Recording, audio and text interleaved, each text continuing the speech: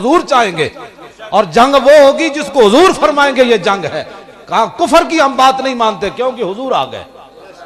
تو بات جڑی نا جڑے غزوہ خیبر دی بات نہ کر سکے، غزوہ تبوک دی بات جڑا کربلا وچ جان واسطے ٹنگاں کمی جا رہی ہون، خالی کربلا روانہ ہوئے لوگاں نو، ہاں وہ کربلا والا نہیں ہے، او کمینہ ہے، وہ صرف ہاں اعلیٰ حضرت فرمایا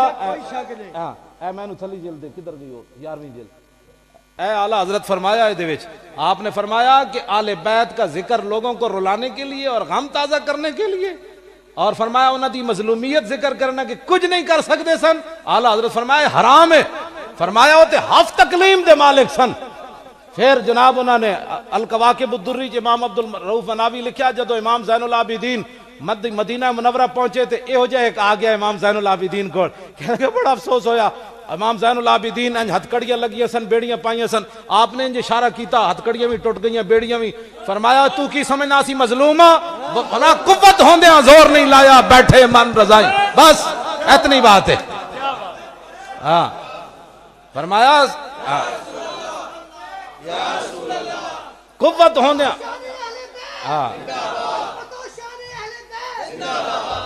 قوت ہوندیاں زور نہیں لایا بیٹھے من رضائیں، ہاں قوت ہوندیاں زور نہیں لایا بیٹھے من۔ سلطان الہند انج ایک باری کرن تے 90 لاکھ کلمہ پڑھے تے جنہ دے صدقے ساریاں چیزاں حضور نے ایتھے جنہاں نو کھلایا ہوئے، گالے کرنے والی ایسی آل بیت دا ذکر کرنے ہیں، ایسی نہیں قوت ہوندے ہیں، بس اتنی بات ہے صرف، اس تو زیادہ اعلیٰ حضرت بریلوی فرماندے ہیں حرام ہے گل کرنا، یہ تے توہین ہے، اپنی دھی دی کوئی گل کرنا، میری دھی ایک میں مولوی دی تقریر سنی ایتھے تسی بھی انہوں بلاندے ہو، کہتا ہے حضرت سکینہ روندیاں گیا ایک دروازے دستک دیتی، میں کہتا تو اپنی دھی دے بارے گل کر سکنا کتیا، تو آل بیت دی شہزادیاں دے بارے بکواس کرنا، جن کا آنچل نہ دیکھا میرو ماہ نے،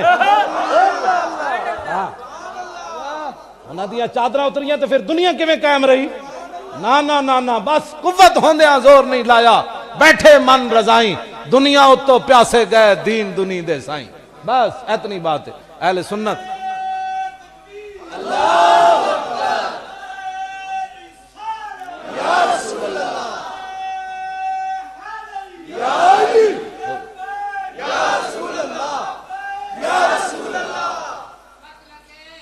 توجہ